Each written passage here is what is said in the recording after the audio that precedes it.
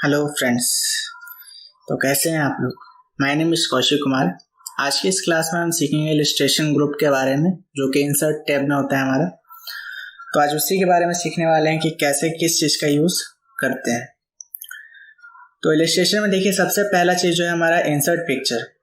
तो इसका यूज़ कैसे होता है, देखिए इंसर्ट पिक्चर में क्या होता है कि अगर आपको कोई भी पिक्चर इस डॉक्यूमेंट में लगाना है तो इंसर्ट पिक्चर पे क्लिक करेंगे। उसके बाद आपको यहाँ से दिस डिवाइस चूज करना है। अगर आपको ऑनलाइन पिक्चर चाहिए तो ऑनलाइन पिक्चर पे क्लिक करेंगे। तो हमने दिस डिवाइस पे क्लिक किया। इसके बाद जो भी डिवाइस में आपके पिक्चर होंगे वो आपको यहाँ पे शो हो जाएंगे। तो जहाँ पे भी आपका हो, जैसे डेस्कटॉप पे सेव हो या फिर डॉक्यूमेंट जहाँ पे भी सेव हो, वहाँ से उसको ले सकते हैं। तो जैसे मेरे यहाँ सेव्ड पिक्चर में कोई पिक्चर है, मैं उसको ले रहा हूँ, यहाँ से इंसर्ट कर दिया। तो इस तरीके से एक पिक्चर आके यहाँ पे तैयार है। ठीक है, यहाँ से आप इसको छोटा बड़ा कर सकते हैं। ठीक है, तो जैसे ही आपने यहाँ से पिक्चर इंसर्ट किया तो वैसे ही एक पिक्चर का टूल आपका ओपन हो जाता है। तो पिक्चर के टूल्स के अंदर एक फॉर्मेट ऑप्शन आ जाता है, तो इसको समझ लेते हैं पिक्चर के टूल्स के फॉर्मेट को, कैसे किसका यूज होता है। देखिए, सबसे पहला ऑप्शन है यहाँ पर रिमूव बैकग्राउंड। रिमूव बैकग्राउंड का मतलब क्या होता है कि जो इसका जो बैकग्राउंड में जितनी भी चीज़ है वो हट जाएगी। देखिए, जैसे रिमूव बैकग्राउंड किया हमने, ये देखिए हट गया। अगर आप चाहते हैं कि जैसे ही बैकग्राउंड का सारा हटाना है तो अगर आप कीप चेंजेस करेंगे तो वो वैसे ही आ जाएगा, जैसे पूरा बैकग्राउंड हट जाएगा। और अगर आप डिस्क्रीट कर देते हैं तो नहीं होगा ये। ठीक है, अगर आप चाहते हैं कि मार्क कर लें कि कहाँ तक का एरिया हमें लेना है, कितना हमें बैकग्राउंड हटाना है, कितना नहीं हटाना है। और रिमूव एरिया, जहाँ से आप रिमूव करना चाहते हैं, जैसे मैंने रिमूव पे क्लिक किया और मैंने कहा कि यहाँ तक का ये एरिया जो है नहीं हटना चाहिए। अगर मैंने यहाँ तक कर दिया तो यहाँ तक का रिमूव नहीं होगा।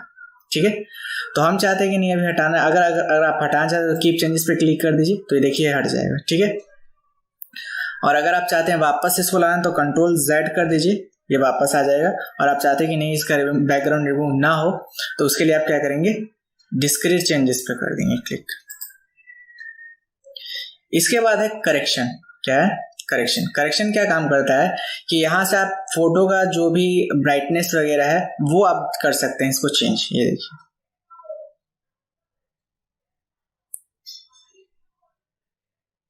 जैसे भी आपको यहाँ पे चेंजेस करना है आप यहाँ से चेंज कर सकते हैं। ठीक है, इसके बाद कलर, आप कलर इफेक्ट चेंज कर सकते हैं इसका, जैसा भी आपको कलर रखना है इसका। ठीक है, तो यहाँ से जितने भी कलर आप यूज कर सकते हैं। अगर आपको जैसा पहले नॉर्मल था इस पर क्लिक करेंगे तो नॉर्मल हो जाएगा, सबसे फर्स्ट ग्रे कलर में। इसके बाद है आर्टिस्ट इफेक्ट। यहाँ पे भी डिजाइन ही आपको मिलेंगे पिक्चर्स के, जैसा भी आपको डिजाइन रखना है। बहुत सारे डिजाइन है, जो भी डिजाइन आपको रखना है। इसके बाद आता है आपको कंप्रेस पिक्चर। कंप्रेस पिक्चर क्या करता है कि जब भी आपको कोई पिक्चर ज्यादा लगता है कि क्वालिटी में है तो उसका क्वालिटी थोड़ा कम करना है, या ईमेल करना है, या फिर प्रिंट निकालना है, तो उसके हिसाब से आप यहाँ सेट कर सकते हैं। जैसे कि अगर आपको प्रिंटर में निकालना है तो आप ये ऑप्शन यूज करेंगे। अगर आपको प्रोजेक्टर वगैरह पे शो करवाना है तो आप यहाँ से ये यूज कर सकते हैं। अगर आपको ईमेल करना है तो ईमेल पे आप इसका यूज कर सकते हैं। तो यहाँ से जो भी यूज करना है आप यहाँ से रेजुलेशन कर सकते हैं सेट। इसके बाद यहाँ पे है आपका, अगर आपको पिक्चर इस पिक्चर को चेंज करना है, आप मतलब चाहते हैं कि दूसरा पिक्चर इंसर्ट ना हो, यही पिक्चर चेंज हो जाए, तो उसके लिए आपको क्या करना है वो देखिए। यहाँ पे चेंज पिक्चर का ऑप्शन मिलता है। यहाँ पे है फ्रॉम फाइल। अगर फ्रॉम फाइल मतलब फाइल में वापस, जैसे हमने डेस्कटॉप पे जाकर के फाइल अपनी चूज की थी, तो वैसे ही आपको अगर फाइल से दोबारा जाकर दूसरा इसको फाइल को चेंज करना है तो आप यहाँ से कर सकते हैं। फिर है ऑनलाइन सोर्स। अगर ऑनलाइन जाकर के आपको ऑनलाइन लेना है तो ऑनलाइन ले सकते हैं। फ्रॉम आइकन्स, अगर आइकन्स में से कुछ लेना है जो ऑलरेडी हमारे लैपटॉप या कंप्यूटर में होता है, वहां से आप चूज कर सकते हैं फ्रॉम आइकन्स में जाकर के। उसके लिए भी यहाँ पे देखिए बहुत सारे आइकन्स आपको मिल जाएंगे, तो आप यहाँ पे चूज कर सकते हैं जो भी आपको आइकन चाहिए। ठीक है, जैसे सपोज दैट हम ये ले लेते हैं और इंसर्ट कर देते हैं, तो ये देखिए वो पिक्चर ही हट गया। ठीक है, तो अगर आप चाहते हैं कि वो पिक्चर ही हट जाए, उसकी जगह कोई दूसरा आ जाए, तो इंसर्ट आप चेंज पिक्चर से आप ये चीज कर सकते हैं। इसके बाद पिक्चर रिसेट, मतलब कि जितनी भी फॉर्मेटिंग, सपोज दैट इस पर भी फॉर्मेटिंग किया, हम चाहते हैं कि नॉर्मली कंडीशन में आए, तो पहले आप रिसेट पिक्चर पे क्लिक कर दीजिए, नॉर्मल हो जाएगा जैसे पहले पिक्चर हमारा था। इसके बाद यहाँ पे देखिए अलग अलग बॉर्डर्स हैं, जैसा भी आपको यहाँ पे एल्बम में यूज करते हैं पिक्चर्स में, वैसा आप यहाँ से फॉर्मेटिंग यूज कर सकते। ठीक है, इसके बाद आगे है पिक्चर बॉर्डर। पिक्चर बॉर्डर का मतलब होता है जो आउटसाइड के जो भी कलर हैं उसको आप चेंज कर सकते हैं। ये देखिए इस तरीके से, ठीक है, जो भी डिजाइन चाहिए। अगर आप इसका विड्थ बढ़ाना चाहते हैं, विड्थ जो साइड का होता है वो अगर आप बढ़ाना चाहते हैं तो वो भी आप बढ़ा सकते हैं, कम ज़्यादा कर सकते हैं, ठीक है। ये देखिए कम हो गया, ठीक है, तो यहाँ से आप कम ज़्यादा कर सकते हैं। इसके अलावा जैसे भी लाइन चाहिए आपको, डैशेस चाहिए, जैसे भी चाहिए आप वैसे आप यहाँ से ले सकते। जैसे मैंने ये लिया, तो अब देखिए जब हम कलर करेंगे तो देखिए कैसा है, ठीक है। तो यहाँ से आप कलर वगैरह कर सकते हैं। फिर आते हैं पिक्चर इफेक्ट में। पिक्चर इफेक्ट में क्या होता है कि आप देखेंगे यहाँ पे इतने सारे डिजाइन हैं, जैसा भी आपको इफेक्ट रखना है पिक्चर का वो आप यहाँ से रख सकते हैं। इसके बाद शैडो है, अगर आपको शैडो पीछे दिखाना है तो आप शैडो दिखा सकते हैं। इसके बाद है रिफ्लेक्शन, जो बैकवर्ड में आप रिफ्लेक्शन देख रहे हैं वो रिफ्लेक्शन कैसा दिखाना है नहीं दिखाना वो चीज आप यहाँ से एडजस्ट कर सकते हैं। ग्लो है, सारे डिजाइन के ऑप्शन, जैसे ही आपका फॉर्मेट टैब खुलता है तो सिर्फ डिजाइन से रिलेटेड चीजें ही आपको मिलता है। इसमें सारा आप यूज कर सकते हैं। 3D रोटेशन, बेवल है, यहाँ पे जो भी आपको शेप में यूज करना है वो आप कर सकते हैं, ठीक है। इसके बाद है पिक्चर लेआउट, तो आप यहाँ से लेआउट चेंज कर सकते हैं इसका, जैसा भी आपको यूज करना है, ठीक है। इसके बाद होता है ऑल टेक्स्ट। ऑल टेक्स्ट के इसमें क्या होता है कि create text description on object screen readers. जैसे ही आप इस पर क्लिक करेंगे, इसमें क्या होता है कि जैसे ही आप पिक्चर पे क्लिक करेंगे तो इसके बारे में अगर आप कुछ इन्फॉर्मेशन यहाँ पे लिखना चाहते हैं तो आप लिख करके दे सकते हैं कि ये पिक्चर इस चीज को डिनोट करता है या फिर इस चीज के बारे में बताता है। इसके बाद है पोजीशन। अभी देखेंगे क्या कि पिक्चर को भी अगर हम उठा रहे हैं तो पता नहीं चल रहा पिक्चर कहाँ जा रहा है, तो इसी में यूज होता है हमारा पोजीशन का। देखिए पोजीशन देखिए बहुत तरीके से है इसमें, तो उससे पहले एक चीज करते हैं, जैसे कि मैं अभी यहाँ पे चूज कर लेता हूँ ये फर्स्ट वाला और मैं इसको यहाँ पे रखता हूँ थोड़ा नीचे, और मैंने यहाँ पे एक रैंडम पैराग्राफ ले लिया इक्वल टू RAND से, ठीक है। तो अभी देखिए क्या होता है, अभी ये जो पिक्चर है वो टेक्स्ट के ऊपर साइड करके जा रहा है, ठीक है। अभी देखिए फिर पोजीशन में गए, मैंने फर्स्ट वाला चूज किया तो देखिए टेक्स्ट को साइड में, जैसे बुक में आपने देखा होगा कि पिक्चर साइड में होता है उसके बगल में टेक्स्ट लिखा होता है, तो पहला ये ऑप्शन हो गया।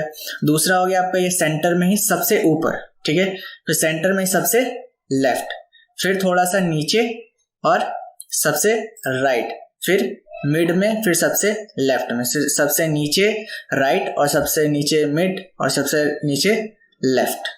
तो ये समझ में आया। तो अगर आप चाहते हैं कि अपने हिसाब से एडजस्ट करना तो आप पहला वाला यहाँ से चूज करें, उसके बाद आप जहां पे भी इसको एडजस्ट करना चाहते हैं पिक्चर को एडजस्ट कर सकते हैं, ठीक है। तो पोजीशन आपको करना पड़ेगा, तभी आप पिक्चर को इधर उधर करेंगे तो ही इफेक्ट पता चलेगा कि पिक्चर उठ रहा है या नहीं हो रहा है। फिर आता है आपका रैप टेक्स्ट। तो रैप टेक्स्ट में क्या होता है कि देखिए अगर आपने करा कि इन द लाइन विथ, तो ये देखिए लाइन के इलस्ट्रेशन और लाइंस के बीच में आया है। इसके बाद हमने करा स्क्वायर, तो स्क्वायर में देखिए जैसे पहले था वैसे पोजीशन में आ गया। टाइट में हमने करा, देखिए टाइट में क्या होता है, तो देखिए दोनों साथ में थोड़ा वो चिपक रहा है ये जो वर्ड है, और इस वाले में देखिए थोड़ा सा दूर है, ठीक है। तो समझ में आया। इसके बाद है थ्रो। थ्रो में भी वैसे ही नॉर्मली रहा। इसके बाद है टॉप बॉटम, मतलब पिक्चर ऊपर रहा और सारे वर्ड्स नीचे आ गए। बिहाइंड टेक्स्ट मतलब टेक्स्ट के पीछे पिक्चर चले गया। फ्रंट टेक्स्ट, टेक्स्ट आगे आ गया। एडिट पॉइंट्स में क्या होता है, देखिए एडिट पॉइंट पे जैसे मैं क्लिक करता हूँ तो देखिए इतने सारे पॉइंट्स आ गए इसमें। अगर आप पॉइंट्स को इस तरीके से डिजाइन करेंगे तो उस हिसाब से वर्ड्स भी खिसकेंगे। अगर मैं इसको वर्ड इधर कर दूं तो इधर हो जाएगा, अगर मैं पॉइंट को यहाँ कर दूं तो यहाँ पे हो जाएगा। तो ये पॉइंट्स का ये इफेक्ट होता है। जहां से भी आप इसको डिजाइन देना चाहते हैं वो आप यहाँ से कर सकते हैं। उसके बाद होता है मूव विथ टेक्स्ट। अगर मैं ये कर देता हूं तो इससे क्या होगा कि जैसे जैसे मैं इसको मूव करूंगा वैसे टेक्स्ट के साथ ये मूव हो रहा है, ठीक है। इसके बाद है आपका फिक्स पोजीशन ऑन पेज। तो अगर हमने यहाँ पे फिक्स पोजीशन कर दिया इसका, तो ये पोजीशन यहाँ पे फिक्स है इसकी। यहाँ पे हमारा फिक्स पोजीशन ऑफ पेज। इसका क्या होता है कि अगर आप फिक्स पोजीशन में पेज कर देते हैं तो इसके बाद चाहे आप टेक्स्ट लिखें कहीं भी लिखें, तो इससे क्या होगा कि वो पिक्चर वहीं रहेगी, पिक्चर कहीं भी मूव नहीं होगी। वो टेक्स्ट कहीं भी जाए, फिर टेक्स्ट कहीं भी मूव होगा लेकिन पिक्चर वो वहीं पे एडजस्ट रहेगा। टेक्स्ट लिखने से उस पर कोई भी प्रभाव नहीं पड़ेगा। इसके बाद आगे ऑप्शन है हमारा ब्रिंग फॉरवर्ड, ब्रिंग बैकवर्ड और फ्रंट। तो इसका यूज समझने के लिए हम एक न्यू डॉक्यूमेंट ले लेते हैं या इसी पे समझते हैं। देखिए उसके लिए हम 3 शेप लेंगे पहले, उस समझने के इजी में पड़ेगा आपको। देखिए तो शेप भी आप समझ जाएंगे इसमें। तो यहाँ से देखिए हमने एक शेप लिया रेक्टेंगल। इसके बाद इसी जैसे ही हमने इंसर्ट किया कि एक शेप, वैसे ही देखिए ड्राइंग का टूल हमारा वापस से फॉर्मेट टैब ओपन हो गया। जैसे मैंने कहा था आप कोई भी ऑब्जेक्ट इंसर्ट करते हैं तो ऑटोमेटिकली आपका फॉर्मेट का टूल ओपन हो जाता है। इसके बाद हमने एक लिया ओवल सर्कल और इसी के अंदर एक हमने ले लिया स्टार। ठीक है, अब थोड़ा इसमें कलर फिल कर लेते हैं।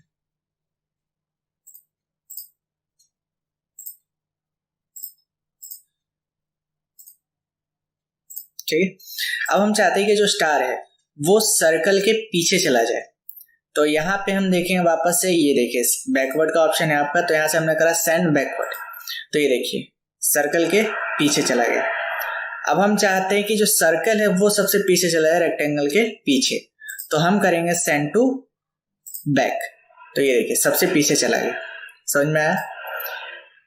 तो ये होता है इसका तीनों यूज। अब एक होता है सेंड बिहाइंड द टेक्स्ट। क्यों? अभी हमने आपको पहले बताया था जो पिक्चर अभी था उसमें आपने देखा कि पिक्चर जो था वो टेक्स्ट के पीछे चला गया था, तो उसी समय आपको यूज करना है सेंड बिहाइंड द टेक्स्ट। तो अगर आपका पीछे टेक्स्ट लिखा हो, आप चाहते हैं कि पिक्चर या शेप जो है वो पीछे चला जाए, तो आप यूज करेंगे इसका। इसके बाद होता है आपका सिलेक्शन पेन। उससे पहले एक और चीज था हमारा ब्रिंग फॉरवर्ड और बैकवर्ड। तो वही सेम ऑप्शन है आपका। जैसे आप चाहते हैं कि जो रेक्टेंगल के पीछे सर्कल है, अब इस सर्कल हम चाहते हैं सबसे आगे आ जाए, तो सर्कल को पहले सिलेक्ट करेंगे। उसके बाद हम यहाँ पे आएंगे, ब्रिंग फॉरवर्ड मतलब आगे होता है, ब्रिंग फॉरवर्ड कर दिया, देखिए सबसे आगे आ गया। इसके बाद नहीं, सबसे आगे नहीं आया, बीच में। अब इसके बाद हम चाहते हैं कि सबसे आगे आ जाए, तो ब्रिंग फ्रंट। तो ये देखिए अब सबसे आगे आ गया। ठीक है, इसके बाद फ्रंट ऑफ टेक्स्ट, वही है टेक्स्ट के पीछे और आगे करने के लिए। इसके बाद है सिलेक्शन पेन। सिलेक्शन पेन क्या होता है कि यहाँ पे जितने भी आप डॉक्यूमेंट में पिक्चर हो, चाहे कोई शेप हो, कोई भी ऑब्जेक्ट हो, अगर आप इंसर्ट करते हैं और आप चाहते हैं उसको हाइड करना या देखना चाहते हैं कि कितने हमने टोटल इंसर्ट किए हैं या नहीं किए हैं, तो जैसे ही आप सिलेक्शन पेन पे क्लिक करेंगे तो ये देखिए साइड में आपको शो होने लगेगा कि उस पिक्चर का नाम क्या है या फिर कौन सा आपने शेप इंसर्ट किया है, वो आपको यहाँ पे शो होने लगेगा। जैसे हमने 3 इंसर्ट किए तो 3 यहाँ पे शो हो रहे हैं। अगर आप इसको हाइड करना चाहते हो तो यहाँ से आई बटन पे क्लिक करके आप इसको हाइड कर सकते हैं। ठीक है, अगर सारा आप हाइड करना चाहते हो तो हाइड ऑल, और शो ऑल करेंगे तो सारा शो ऑल हो जाएगा। तो इतना समझ में आया आपको फॉर्मेटिंग का? ठीक है, इसके बाद कुछ अलाइनमेंट है इसके कि टॉप में रखना है, मिडिल में रखना है, वो जब आप टेक्स्ट लिखते हैं तब इसका यूज करते हैं। तो इतना समझ में आया। इसके बाद है डायरेक्शन। आप इसको रोटेट कैसा करना चाहते हैं वो आप यहाँ से रोटेट कर सकते हैं। इसके बाद यहाँ पे एक ऑप्शन है हमारा ग्रुप का। तो ग्रुप क्या होता है, देखिए जैसे कि हमने चाहते हैं कि अभी देखिए जो शेप है वो अलग अलग है, तीनों शेप अलग अलग है। अभी हम चाहे जहाँ चाहे उसको मूव कर सकते हैं। अब हम चाहते हैं कि तीनों शेप जो है वो ग्रुप हो जाए, जब भी हम ऊपर नीचे करें तो तीनों साथ में हो। तो उसके लिए क्या करें, तो हम पहले एक शेप को सिलेक्ट करें, फिर कंट्रोल बटन दबा के दूसरे शेप को और फिर तीसरे शेप को, तीनों को सिलेक्ट कर लिया कंट्रोल दबा के। उसके बाद हम यहाँ पे जाएंगे और यह देखिए ग्रुप का ऑप्शन चालू होगा, तो हमने यहाँ से कर दिया ग्रुप। अब ये देखिए तीनों शेप एक ही बन चुका है। ठीक है, अब हम चाहते हैं कि तीनों अनग्रुप हो जाए वापस से, तो यहाँ पे वापस जाएंगे और यहाँ से क्या कर देंगे अनग्रुप। ये देखिए एक बार बाहर क्लिक कर दीजिएगा, फिर ये देखिए अलग हो गया। ठीक है, इसके बाद अगर आप इस चाहते हैं कि जो साइज है वो इंक्रीज करना, तो आप यहाँ से भी कर सकते हैं। यहाँ पे क्लिक करके यहाँ पे जो साइड में आपको कॉर्नर है यहाँ से अगर आप बढ़ाते हैं तो यहाँ से आप कर सकते हैं। अगर आपका साइड का करना है तो साइड से यहाँ बढ़ा सकते हैं, ऊपर से बढ़ाना है तो ऊपर से यहाँ से। इसके बाद ये जो आपको यहाँ पे दिख रहा है, यहाँ से आप चाहे तो रोटेट भी कर सकते हैं। इसको पकड़ के आपको रोटेट कर सकते हैं जितना भी घुमाना है। इसके बाद अगर आपको साइज चाहते हैं कि नंबर के हिसाब से इंचेस में या सेंटीमीटर में आप जैसे भी बढ़ाना चाहते हैं यहाँ से आप बढ़ा सकते हैं कुछ इस तरीके से। ठीक है, तो आपको शेप के सारे ऑप्शंस क्लियर हो चुके होंगे जहां तक यूज किया आपने। और एडिट पॉइंट्स हमने पहले भी आपको सिखाया था कि एडिट पॉइंट में आप क्या कर सकते हैं। जैसे यहाँ पे चेंज शेप में आप वही चीज है कि आप इसी शेप को चेंज कर सकते हैं दूसरे शेप में। एडिट पॉइंट दोबारा समझ लीजिए। जैसे एडिट पॉइंट पे हमने क्लिक किया तो देखिए यहाँ पे पॉइंट्स आ गए। हमने कहा था कि इस पॉइंट्स को जैसे भी मूव करके आप बनाना चाहते हैं तो कुछ ये अलग शेप में ले लेगा। तो आप यहाँ से एडिट पॉइंट करके इसको कुछ अलग डिजाइन दे सकते हैं। आप अपना खुद से पॉइंट ऐड करके इसको आप खुद से भी कर सकते हैं एडजस्ट। ठीक है। इसके बाद आगे ऑप्शन है यहाँ पे, ये हमारा है ड्रॉ टेक्स्ट बॉक्स।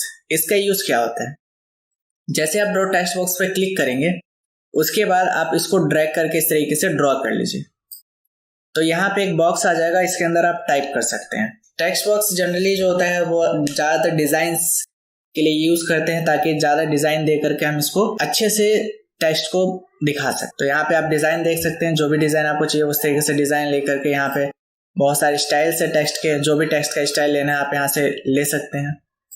ठीक है। टेक्स्ट का डायरेक्शन है, आप जैसा भी डायरेक्शन रखना चाहते हैं वो डायरेक्शन आप यहाँ से चूज कर सकते हैं। टेक्स्ट का अलाइनमेंट है, कहाँ पे रखना है, सेंटर, लेफ्ट, राइट। ठीक है। हमें क्रिएट लिंक सीखने के लिए सबसे पहले आपको 2 टेक्स्ट बॉक्स की जरूरत पड़ेगी। तो इंसर्ट में आया, यहाँ से हमने एक टेक्स्ट बॉक्स ड्रॉ किया, इसके बाद एक और टेक्स्ट बॉक्स हमने यहीं से ड्रॉ कर लिया। तो यहाँ पे देखिए क्रिएट फ्रॉम लिंक है, तो सबसे पहले हमने यहाँ पे क्लिक करा और क्रिएट लिंक पे क्लिक करा, तो देखिए अब कर्सर यहाँ पे चेंज हो चुका है। अब जैसे मैंने इस पे क्लिक करा तो ये दोनों अब लिंक हो चुके हैं। लिंक होने का मतलब देखिए कैसे है, जैसे यहाँ पे हम कुछ लिख रहे हैं तो अभी देखेंगे तो बोलेंगे कि यहाँ पे सर यहाँ पे तो कुछ आ नहीं रहा है।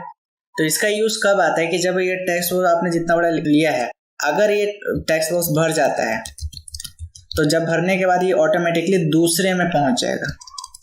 देखिए जैसे मैं यहाँ पे आ गया, अभी मैं यहाँ पे कुछ लिख रहा हूँ, लिखते लिखते एंटर प्रेस करा तो ये भर गया, अब ये दूसरे में आ गया। तो ये कहते हैं इसको क्रिएट लिंक। ये 2 बॉक्सेस या फिर 2 शेप हो या कुछ भी हो उसमें आप इसका यूज कर सकते हैं। ये होता है आपका क्रिएट लिंक। तो उम्मीद है आपको फॉर्मेट टाइप का सारा ऑप्शन यूज समझ में आ गया होगा।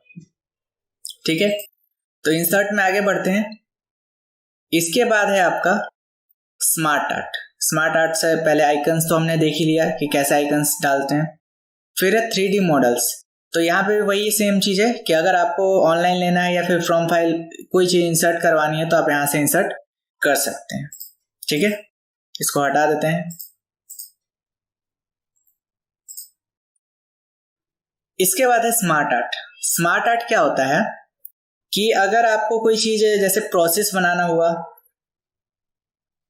या कोई भी आपको टेक्स्ट या कोई भी डिजाइन में आपको दिखाना है तो आप यहां से डिजाइन्स लेकर के इनमें से कोई सा भी चूज करके आप यूज कर सकते हैं। सपोज दैट ये लेते हैं, जैसे यहाँ पे आपको लिस्ट बनाना हुआ या कोई प्रोसेस बनाना हुआ तो यहाँ पे देखिए अलग अलग डिजाइन है सभी के लिए। ठीक है, कोई ऑफिस वर्क हुआ तो उस समय आप इन सभी चीज का यूज कर सकते हैं। बहुत सारे डिजाइन है जो भी आपको यूज करना है। जैसे एग्जाम्पल के लिए हम यहाँ पे ये ले रहे हैं बेंडिंग पिक्चर एंसेट लिस्ट। यहाँ पे बहुत सारे डिजाइन है, जो भी आपको लगता है यूजफुल कि हमें ये यूज करना है तो आप यहाँ से ले सकते हैं। तो स्मार्ट आर्ट में हमने यहाँ से चूज करा ये बेंडिंग पिक्चर एंसेट लिस्ट, उसके बाद ओके कर दिया। तो ये देखिए यहाँ पे आपका ये आ चुका है। आप इसको रिसाइज कर सकते हैं यहाँ से, छोटा बड़ा जो भी करना है। इसके बाद देखिए यहाँ पे पिक्चर का ऑप्शन मिलता है। जैसे सपोज मान के चलते हैं कि हम अपने कंपनी के 3 ऑनर्स है और कंपनी के 3 ऑनर्स के यहाँ पे पिक्चर्स लगाने हैं प्लस यहाँ पे उनके नेम लिखने हैं, तो वहां पे आप इसका यूज कर सकते हैं। जैसे आपने पिक्चर पे क्लिक करा तो आप पूछ रहे हैं कि फ्रॉम अ फाइल या फिर ऑनलाइन लेना है, जहां से भी आप लेना चाहते हैं वो। तो फ्रॉम अ फाइल से ले लेते हैं। जैसे पहला पिक्चर हमने यहाँ पे ये इंसर्ट कर दिया, देखिए पिक्चर आ गया। पिक्चर का साइज इंक्रीज कर सकते हैं आप, उसके हिसाब से टेक्स्ट जो है अपने आप ही छोटा हो जाएगा, एडजस्ट हो जाएगा अपने आप। ठीक है, इसके बाद यहाँ पे चाहे तो वो नाम लिख सकते हैं आप, जो भी नाम लिखना है। ठीक है, या फिर पिक्चर को चाहे तो आप इसी के अंदर एडजस्ट कर सकते हैं, जैसा भी आपको पिक्चर रखना है। ठीक है, तो ये होता है आपका यहाँ पे यूज। आप चाहे तो यहाँ पे भी लिख सकते हैं, उससे कोई प्रॉब्लम है। अगर आपको यहाँ पे प्रॉब्लम हो रही लिखने में तो आप यहाँ साइड से भी लिख सकते हैं। अगर क्लोज करना चाहते तो यहाँ से क्लोज भी कर सकते हैं इसको। ठीक है, इसके बाद जैसे ही आपने स्मार्ट आर्ट यूज किया तो वैसे ही देखिए स्मार्ट आर्ट का एक और टूल यहाँ पे ओपन हो गया। तो स्मार्ट टूल का ओपन में देखिए क्या क्या होता है यूज। तो यहाँ पे देखिए सबसे पहले क्या है, एड शेप। अगर आप इसके अंदर एक शेप यूज करना चाहते हैं, दूसरा शेप ऐड करना चाहते हो तो ऐड शेप का यूज करेंगे। शेप ऐड अबव मतलब ऊपर यूज करना है, तो सारा एक एक करके आप यूज कर सकते हैं यहाँ पे जो भी आपको चाहिए।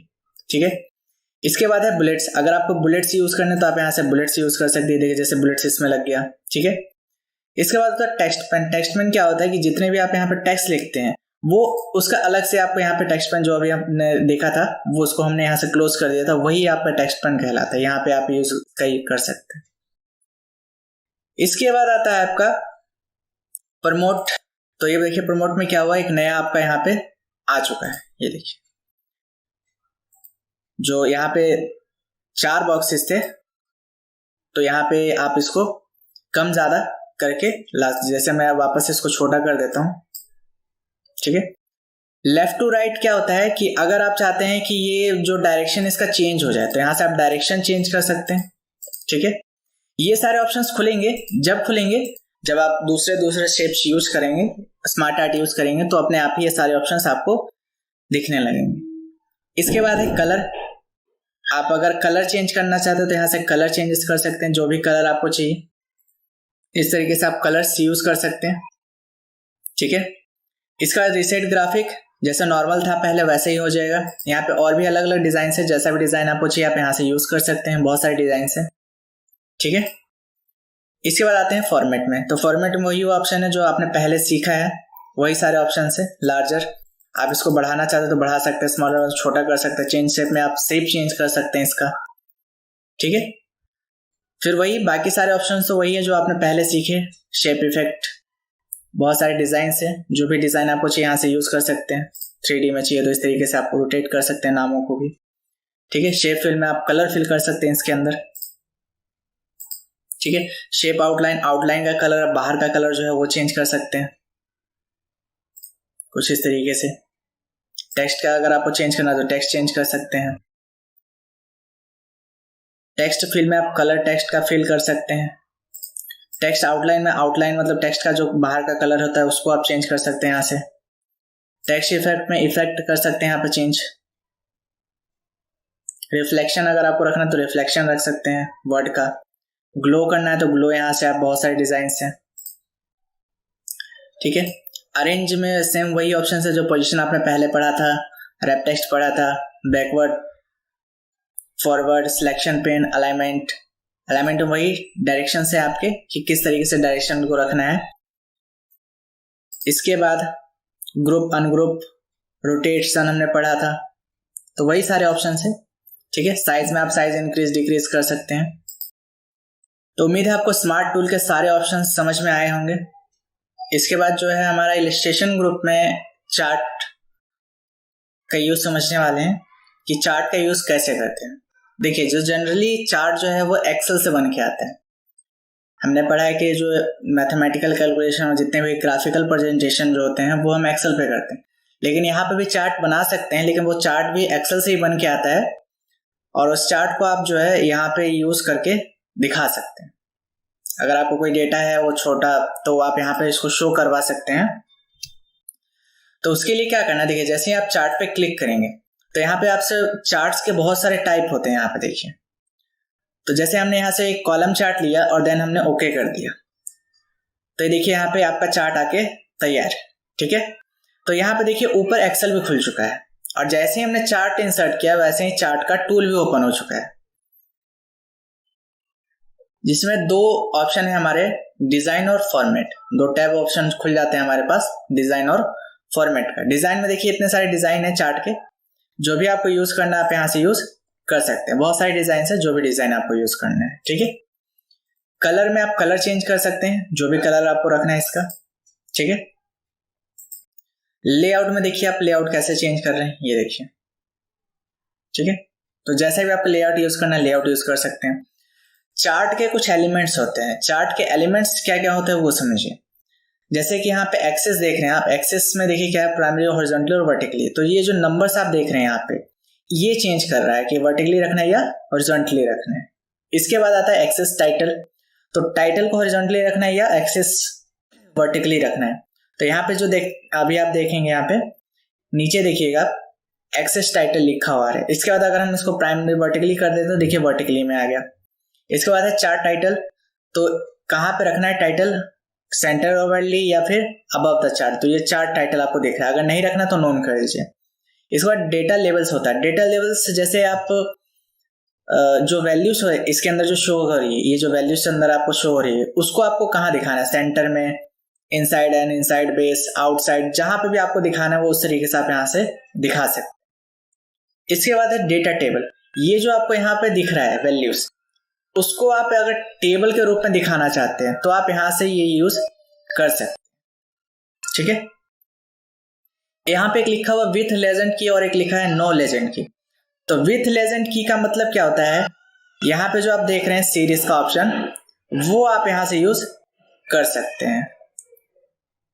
इसके बाद है एरर बार। तो वहां पे देखिए आपको जितना उसमें आपको दिख रहा है क्या कि जो भी वैल्यूज जिसमें कम है, ठीक है, जो अटैच हो रहा है वो एक लाइन आपको शो करता है कि कितना किसमें क्या कमी है। ठीक है, तो इस तरीके से लाइन शो करता है। ग्रिड लाइंस, यहाँ पे देखिए ग्रिड लाइन शो हो रहे हैं आपके पीछे में, चार्ट का जो पिक्चर है वो यहाँ पे देखेंगे ग्रिड लाइन शो हो रहे हैं आपको। इसके बाद है लेजेंड्स। लेजेंड्स क्या होता है, जो न्यूज़पेपर में आप देखते हैं साइड में जो कलर से इंडिकेट करता है कि ये कलर इस एरिया को इंडिकेट कर रहा है, ये कलर इस एरिया को इंडिकेट कर रहा है, तो वो आप यहाँ से देख सकते हैं कि कौन सा कलर किस एरिया के लिए इंडिकेशन है। तो वही चीज आपको रखना है कि कहाँ पे रखना है, राइट में रखना है, टॉप में रखना है, लेफ्ट में रखना है, बॉटम में रखना है, कहाँ पे रखना है, वो चीज आप यहाँ से चूज कर सकते हैं। ये सारे ऑप्शंस भी खुलेंगे, वो अलग अलग चार्ट्स पे निर्भर करता है कि कौन सा चार्ट आपने यूज किया है, उसके ऊपर ये डिपेंड करता है। ट्रेंड लाइन में देखिए यहाँ पे लाइनिंग आप शो करवा सकते हैं, जैसे एक्सपोनेंशियल रखते हैं तो सीरीज 1 के लिए लाइन आपको शो करवाना है या सीरीज 2 डेटा के लिए करना है। जैसे हम 1 के लिए ले लेते हैं, देखिए सीरीज 1 के लिए यहाँ पे लाइन आ चुका है। ठीक है, तो जिसका भी आप दिखाना चाहते हैं वो आप यहाँ से कर सकते हो। तो एलिमेंट्स आपको समझ में आ गया, 8 to 10 एलिमेंट्स होते हैं इसके, आप यहाँ से जो भी यूज करना चाहते हैं वो कर सकते हैं। इसके बाद आते हैं फॉर्मेट में। तो फॉर्मेट में देखेंगे वही सारे ऑप्शन है आपके डिजाइन के, तो आप यहाँ से जो भी डिजाइन करना चाहते हैं वो कर सकते हैं। ठीक है, चलिए इसके बाद यहाँ पे चार्ट का टाइटल जो भी आप देना चाहते हैं वो दे सकते हैं। अब आप बोलेंगे सर मान लीजिए हमें ये जो चार्ट बन गया है उस डेटा का नहीं बनाना है, तो आप क्या करेंगे, यहीं पे इस डेटा को आप क्या कर दीजिए डिलीट। तो ये देखिए पूरा ब्लैंक हो जाएगा चार्ट। अब इसका जो भी आपको डेटा बनाना है वो बना लीजिए और इसके बाद यहाँ से क्रॉस भी कर देंगे तब भी ये चलेगा। देखिए जैसे अभी ये डेटा वापस में ले आया और मैं इसको यहाँ से इसको डिलीट कर देता हूँ, तो ये देखिए ये रहेगा आपका। ठीक है, इसके बाद जैसे डिजाइन में बोलेंगे सर अगर वापस से हमें उसको एडिट करना है डेटा को, तो वापस से डिजाइन में जाएंगे तो यहाँ पे एक ऑप्शन होता है एडिट डेटा। तो जैसे ही आप एडिट डेटा पे क्लिक करेंगे तो आपका ये जो एक्सेल ओपन हो जाएगा वापस से। तो आप यहाँ से इसको मॉडिफाई कर सकते हैं। एडिट डेटा इन एक्सेल, अगर आप एक्सेल में जाकर करना चाहते हैं तो वहीं पे आपका डायरेक्ट खुलेगा और यहाँ पे एक्सेल से ही कर सकते हैं। दोनों ऑप्शन सेम ही है बाय डिफॉल्ट। ये देखिए जैसे यहाँ पर एक्सेल पे क्लिक करा तो आप देखेंगे, तो ऐसा वेट कर लीजिए, तो ये देखेंगे आप एक्सेल पे खुल गया। ठीक है, इसके बाद आगे ऑप्शन क्या है, यहाँ पे एक ऑप्शन है आपका सिलेक्ट डेटा।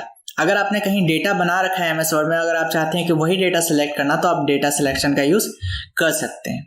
इसके बाद स्विच कॉलम। तो स्विच कॉलम देखिए पहले पढ़ लीजिए क्या लिखा है, save the data over the axis, data being charted on X axis will be move the Y axis and vice versa. मतलब क्या होगा कि जो एक्स एक्सिस में आपका डेटा है वो वाई एक्सिस में चला जाएगा और जो एक्स एक्सिस में डेटा है वो वाई एक्सिस में और वाई एक्सिस का एक्स एक्सिस में। ठीक है, मतलब अपोजिट हो जाएगा, वाइस वर्सा। ठीक है, तो इसका यूज आप यहाँ पे कर सकते हैं। रिफ्रेश डेटा में क्या होगा कि अगर आप जैसे मान लीजिए एंट्री की है, अगर कुछ एंट्रीज आपने दोबारा से रिपीट नहीं मतलब चेंज किया है, तो अगर आप उसको रिफ्रेश करना चाहते हैं तो आप रिफ्रेश ऑप्शन का यूज करेंगे। ठीक है, अब यहाँ पे देखिए चार्ट तो बन गया कॉलम चार्ट। अब हम चाहते हैं इस चार्ट को चेंज करना, इसी चार्ट को दोबारा से नहीं बनाना चाहते, तो उसके लिए आप क्या करेंगे, चेंज चार्ट टाइप पे क्लिक करेंगे तो यहाँ से आप चार्ट आप चेंज कर सकते हैं। इसी को अगर पाई चार्ट में कन्वर्ट करना तो पाई पे क्लिक करके देन ओके कर दीजिए, देखिए पाई में कन्वर्ट हो गया। ठीक है, वैल्यू शो करवानी है तो आप यहाँ से वैल्यूज भी शो करवा सकते हैं अलग अलग डिजाइन में वापस चाहिए, ये देखिए। ठीक है, तो अलग अलग डिजाइन से जो भी आपको यूज करना है आप यहाँ से यूज कर सकते हैं। तो उम्मीद है आपको चार्ट समझ में आया होगा सारा ऑप्शन कि कैसे कैसे किसका यूज करना है। अगर आप अपडेटेड कुछ एमएस वर्ड यूज करते हैं जैसे 2013, 14, 16 जो भी है 19, तो यहाँ पे आपको एक ऑप्शन मिलता है साइड में प्लस का, तो यहाँ से भी आप चार्ट एलिमेंट्स यूज कर सकते हैं। जो आपको शो करवाना है वो करवा सकते हैं, नहीं करवाना नहीं करवा सकते। फॉर्मेटिंग कर सकते हैं, फिल्टर में आप फिल्टर कर सकते हैं कि आपको क्या चीज शो करवाना है और क्या चीज नहीं शो करवाना है। ठीक है, देखिए जैसे मैं यहाँ पे क्लिक करता हूँ फिल्टर पे क्लिक करके, तो यहाँ पे देखिए क्या ऑप्शंस आते हैं आपके। देखिए अगर सीरीज 1 का डेटा शो अभी यहाँ पे हो रहा है तो सीरीज 1 का डेटा आएगा। फिर सीरीज 2 का अगर आपको देखना है तो सीरीज 2 का डेटा सिर्फ शो होगा। सीरीज 3 का देखना है तो सीरीज 3 का होगा। मतलब यहाँ पे अगर आपको सारे देखने हैं तो यहाँ पे देखिए सिलेक्ट ऑल, देखिए यहाँ पे लिखा है। अगर सिलेक्ट ऑल ना करके अगर मैं सिर्फ करता हूँ कि सिर्फ फर्स्ट का देखना है तो सिर्फ फर्स्ट का आएगा। अगर मैं कहूँगा सेकंड का तो सेकंड का भी आएगा। थर्ड का करना है तो थर्ड का। तो अप्लाई जैसे ही करेंगे तो इफेक्ट आपको यहाँ पे दिख जाएगा। इसके बाद नेम्स है, यहाँ पे रो के सीरीज के नेम दिखाने हैं या नहीं दिखाने हैं, कॉलम्स जितने थे वो दिखाने हैं कि नहीं दिखाने हैं, कैटेगरी 1 2 3 4 जो आपको दिख रहे हैं वो, ठीक है। अगर नोन कर देंगे तो ये हट जाएंगे। जैसे ही अप्लाई करेंगे तो इफेक्ट आपको दिख जाएगा। जैसे अप्लाई मैंने कर दिया कि अब कैटेगरी हट गई। वापस से लाना है तो आप अप्लाई कर दीजिए, वापस से यहाँ पे आपका जो चार्ट है वो आ जाएगा। तो उम्मीद है ये सारे ऑप्शंस आपको क्लियर हुए होंगे। तो नहीं हुआ तो अगर आप दोबारा से वीडियोस को देखिए और प्रैक्टिस कीजिए।